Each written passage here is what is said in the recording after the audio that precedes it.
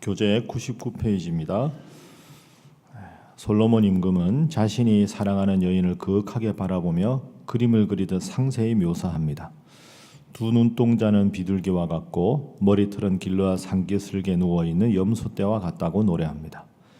이는 머리끝부터 발끝까지 우리를 샅샅이 살펴보시며 사랑스레 관찰하시는 하나님의 눈길과도 같습니다. 신랑은 언제나 또 어디에서나 신부와 함께 있고 싶어 합니다. 좋은 곳에서만 함께 있는 것이 아니라 위험한 곳에서도 함께 합니다. 사자의 굴이 있고 표범이 사는 저 위험한 레바논의 헤르몬 산에서 이제 그만 내려가자고 재촉합니다. 이는 우리와 언제나 어디에서나 함께 있기를 원하시는 하나님의 절절한 고백이기도 합니다. 솔로몬 왕과 그리고 술람미 여인의 아름다운 사랑, 그 사랑의 또 멋진 모습이 오늘 본문에 등장합니다. 우리가 어제 이제 3장을 읽었는데 3장 뒷부분에 우리가 기억을 해보면 솔로몬 왕이 그 가마를 타고 60명의 그 대단한 호위 군사들의 호위를 받으면서 이제 신부에게 갑니다. 술람미 여인에게 가서 프로포즈하는 장면. 그러니까 모든 하객들이나 아니면 모든 길거리에서 그 가마를 본 사람들은 와, 저 멋진 신랑이 도대체 누구에게 가는가 하고 부러워했는데 결국은 그 포도원 지기고 신분도 높지 않고 햇볕에 일해서 얼굴도 많이 검어진 그 술람미 여인에게로 가서 청혼을 하는 거죠. 모두가 그리워하고 부러워하고 박수하는 그런 장면이 3장이었습니다. 4장은 오늘 1절부터 여러분이 읽어보셔서 아시겠지만 참 아름다운 사랑 이야기입니다. 그럼 4장의 배경은 뭘까? 이 4장은 그 신랑이 신부하고 결혼하면서 요즘도 이제 그 결혼식 하면 축가하지 않습니까? 축가. 그러니까 축가를 할 때 신랑이 직접 신부에게 축가를 불러주는 장면이라고 연상을 하시면 됩니다. 그러니까 신랑이 솔로몬이 이 술람미 여인의 눈, 코, 입 모든 거 하나하나를 구체적으로 이야기하면서 완벽하게 아름답다 하고 많은 사람 앞에서 이제 사랑의 세레나데를 불러주는 장면. 그 내용이 오늘 본문이다. 이렇게 볼 수도 있고 또 하나 생각할 수 있는 건 신랑과 신부가 이제 결혼식을 잘 끝내고 이제 두 사람이 처음으로 침소에 들어서 처음으로 이제 둘이 부부로서 하루를 이제 밤을 지내기 전에 신랑이 사랑하는 아내에게 다시 한번 사랑의 노래를 불러주는 장면. 그 장면이 바로 오늘 본문입니다. 그렇게 생각하고 읽어보시면 이 신랑인 솔로몬 상징적으로 하나님이 신부인 술람미 여인 상징적으로 하나님을 믿는 우리들을 얼마나 사랑하시는가 하는 것이 잘 드러나 있습니다. 그래서 첫 번째 오늘 본문에 나오는 하나님의 모습, 우리가 기억해야 될 교훈은 나를 너무도 사랑하시는 하나님이라는 겁니다. 나를 너무나도 사랑하시는 하나님. 오늘은 읽으면서 좀 무안하기도 하죠. 너무 막 아름답게만. 이게 하나님 마음입니다. 1절에 보시면 내 사랑 너는 어여쁘고 어여쁘다. 노을 속에 있는 내 눈이 비둘기 같고 내 머리털은 길러와 산기슭에 누운 염소떼 같구나. 2절에 이는 어떻고 3절 입술은 어떻고 뺨은 어떻고 4절은 목은 어떻고 계속 이렇게 나옵니다. 그래서 클라이맥스는 7절입니다. 7절. 자, 7절 한번 읽어보겠습니다. 시작. 나의 사랑 너는 어여쁘고 아무 흠이 없구나. 아멘. 그러니까 지금 완전히 그냥 푹 빠진 거죠. 뭐 도저히 이게 뭐 아무것도 안 보이고 우리 표현으로 하면 눈에 콩깍지가 씌어가지고 그냥 신부하면 그냥 황홀해서 아무 생각이 없는 상황입니다. 이 신랑이 하나님이죠. 그러니까 하나님은 우리를 이렇게 사랑하신다. 그래서 오늘 본문에서 우리가 느껴야 될 건 하나님은 나를 이렇게 사랑하신다. 내가 나를 보기에는 참 부족한데 하나님은 정말 나에게 흠뻑 빠져 계신 그런 신랑처럼 나를 사랑하신다. 그런데 여러분 한번 생각해 보십시오. 이건 논리적인 진술이 아닙니다. 이건 그냥 완전히 눈에 뭐가 씌인 거죠. 키가 작은 사람하고 살다 보면 내 남편이 내 아내가 키가 좀 컸으면 좋겠다. 얼굴이 좀 검으면 좀 백옥 같은 하얀 피부였으면 좋겠다. 아니면 얼굴이 조그마면 좀 이렇게 건강해서 튼튼했으면 좋겠다. 다 요구 조건이 같지가 않습니다. 그런데 오늘은 하나님 모습은 모든 게 완벽하다는 거죠. 모든 게 완벽하다. 그만큼 하나님은 나를 사랑하신다. 내가 나를 보기에는 부족하지만 하나님은 나를 완전하다 여기고 사랑해 주신다. 이 참 얼마나 은혜롭고 감동적인 하나님의 사랑의 고백입니까? 그 나태주 시인의 풀꽃이라는 시 아시죠? 많이 들어보셨을 텐데요. 여기 교보문고에 거기 오랫동안 있었는데 들어보시면 아실 겁니다. 아주 짧습니다. 풀꽃.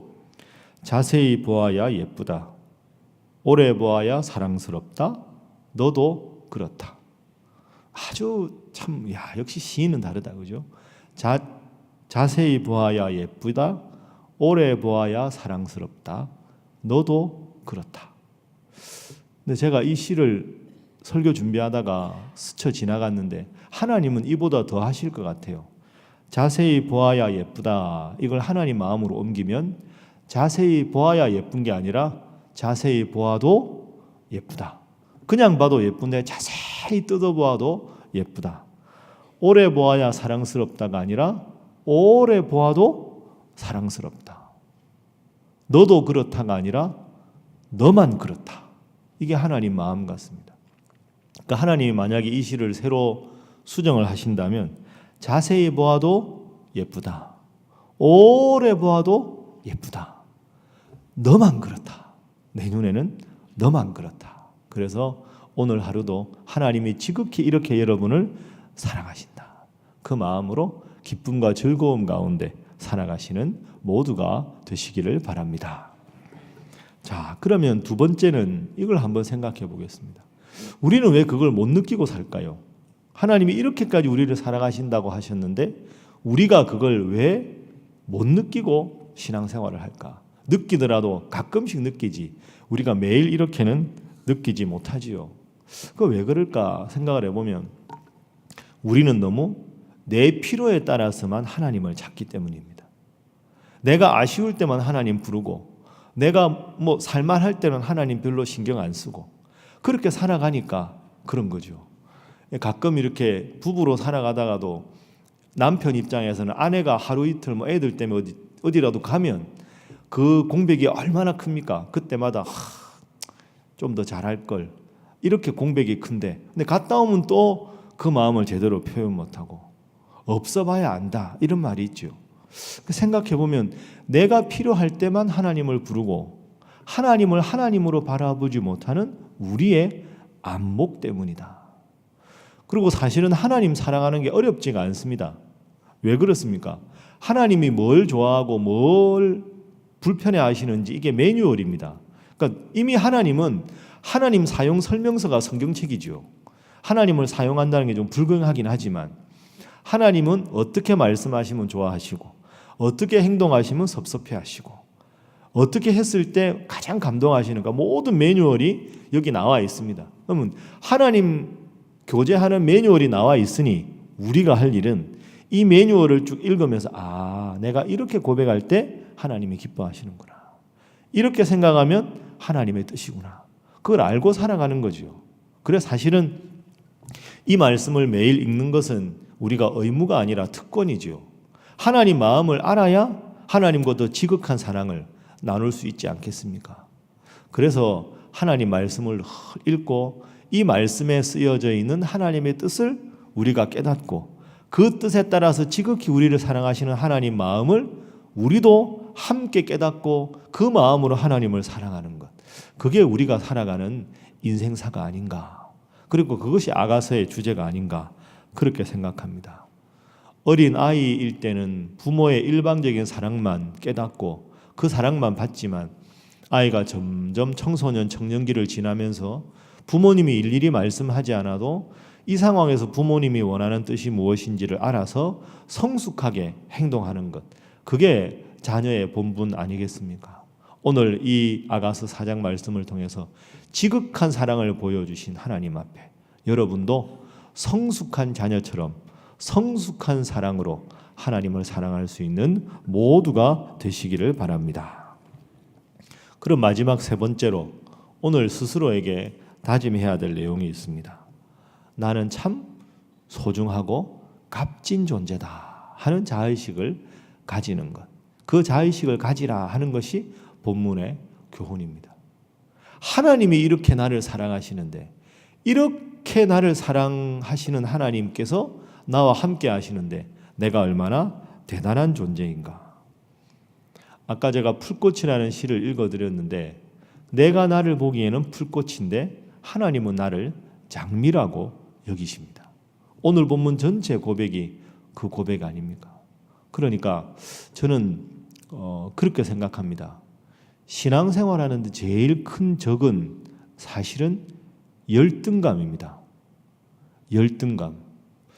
여러분 이렇게 신앙생활을 하시다가 교회에서나 아니면 여러분 뭐 자녀들이나 아니면 이웃과 이렇게 하다 보면 비슷한 상황인데 아주 독설을 자주 날리는 사람들이 있고요. 모든 걸 바로 안 보고 왜곡되게 보는 분들이 있고, 항상 가지도친 말을 하고 상처 주는 말을 하는 분들이 있습니다. 근데 그런 분들 다 보면 전부 마음속에는 열등감입니다. 열등감. 그러니까 자기의 속마음을 들키기 싫으니까 보호막을 치기 때문에 가시도친 말을 하고 상처를 주고, 어떻게 보면 그분들이 제일 가엾은 분들입니다. 제가 목회를 하면 할수록 그런 생각이 많이 듭니다. 그리고 막 겉으로 대단하게 포장하는데 그분하고 이야기하다 보면 저분이 속마음은 그렇지 않은데 너무 겉과 속이 너무 속은 비어 있는데 너무 대단한 척 하는구나. 이건 우리가 이야기하다 보면 느끼잖아요. 그 왜 그럴까요? 열등감 때문입니다. 열등감. 그래서 내 마음속에 열등감을 제거하는 게 하나님 중심으로 살아가는 가장 중요한 첫걸음이라는 생각을 요즘 많이 합니다. 자존심이 강한 사람, 자기를 드러내지 않는 사람, 자존심이 강한 게 아닙니다. 열등감이 많은 겁니다. 열등감이 많으니까 그걸 포장하기 위해서 자존심이 강한 척 하는 거죠. 까닭 없이 화내고 다른 사람을 쳐내고, 왜? 내 마음을 들키기가 싫은 거죠. 그러니까 여러분, 신앙생활의 가장 큰 적은 열등감입니다. 한번 가만히 생각해 보세요. 두고 맞는 말입니다. 어떻게 하면 열등감이 없어질까요? 간단합니다. 오늘 본문 말씀 생각해 보십시오. 열등감을 가질 필요가 없습니다. 하나님 믿는 사람은 열등감이 제일 큰 적입니다. 열등감은 절대로 하나님 주신 마음이 아닙니다. 왜? 술람미 여인은 얼굴이 검고 포도원 지기고 하루 종일 일만 했으니 사실 얼마나 땀 냄새가 나겠습니까? 포도원 지기 하니까 그 집안에 뭐 대단한 분들이 많겠습니까? 돈이 많겠습니까? 다른 사람 보기에는 참 부족한 조건인데 하나님이 이렇게 사랑하십니다. 그러면 내가 나를 보기에 부족하다 하는 것까지는 열등감인데, 그런데 하나님이 나를 정말 사랑하신다. 신약으로 말하면 예수님이 나를 위해서 십자가에 죽으셨다. 나는 예수님의 목숨과 바꿀 정도로 소중한 존재다. 이걸 깊이 느끼는 순간 모든 열등감이 사라질 줄로 믿습니다. 그런 여러분 항상 당당하게 생활하십시오. 혹시 여러분 마음속에 열등감이 찾아올 때마다 쫓아내십시오. 하나님은 나를 사랑하신다. 그게 자꾸 불안해지면 아가서 4장을 읽으십시오. 그리고 솔로몬 왕을 하나님이라 생각하고 여러분을 술람 여인이라 생각하면 얼마나 자존감이 생기겠습니까? 열등감 대신에 거룩한 자존감으로 하나님 나를 사랑하시기에 내가 귀하다. 인간적으로 비천하기에 열등감이다 이게 아니라, 나는 인간적으로는 나약하고 허약하고 부족할지 모르나 하나님이 나를 사랑하심으로 거룩한 자존감을 가지고 살아가야 되는 이유, 거기에 있습니다. 그래서 우리가 지금 아가서 말씀 읽지만 여러분 이제 창세기 지나고 출애굽기부터 이제 우리가 다음 주부터 다시 창세기로 돌아갑니다. 말씀과 함께 창세기 읽는데요. 출애굽기, 레위기, 민수기, 신명기 계속 우리가 읽을 때마다 반복된 거 있죠. 나는 너의 하나님이 되고 너는 나의 백성이 되리라. 한번 따라 하시죠. 나는 너의 하나님이 되고 너는 나의 백성이 되리라. 이게 성경 전체 하나님의 마음의 가장 중요한 표현이라고 생각합니다. 나만 바라봐라. 열심히 안 해도 되고 다른 거 필요 없고 나만 바라봐라. 오늘 솔로몬 왕 입장에서는 바람만 피우지 말고 나하고 살아만 줘라. 다 해줄게. 그냥 모든 걸 다 해줄게. 이게 하나님 마음 아닙니까? 내가 너의 신랑이 되겠다. 나는 너의 하나님이 되겠다. 너는 나의 백성, 너는 나의 아내로만 살아라. 밥 잘 못해도 되고 반찬 잘 못해도 되고 돈 안 가져와도 되고 아무것도 안 해도 되니 집에 오면 그냥 앉아만 있어라. 내가 다 할게. 이게 하나님 마음입니다. 너는 나의 백성, 너는 나의 신부가 되어라. 하나님이 오늘도 이 새벽에도 여러분에게 프로포즈 하십니다.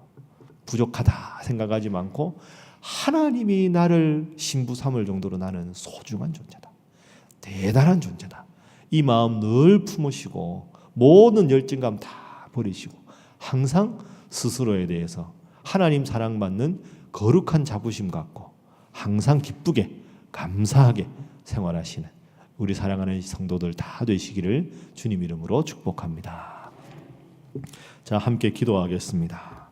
나를 사랑하시는 주님을 기억하고 열등감 갖지 않고 성숙한 태도로 하나님 더욱 사랑하며 사랑하게 하여 주옵소서. 기도하시고 특별히 오늘이 3.1절 99주년입니다. 우리 사랑하는 조국 대한민국을 위해서 남북의 평화 통일을 위해서 정말 그들에게는 나라를 위해서 죽는 순국이 순교였는데 하나님 믿는 만큼 이 나라를 위해 통일을 위해 기도하는 자 되게 하여 주옵소서. 다 함께 주님 앞에 기도하겠습니다. 주여 믿습니다. 주여 믿습니다. 주여 믿습니다. 하나님 감사합니다.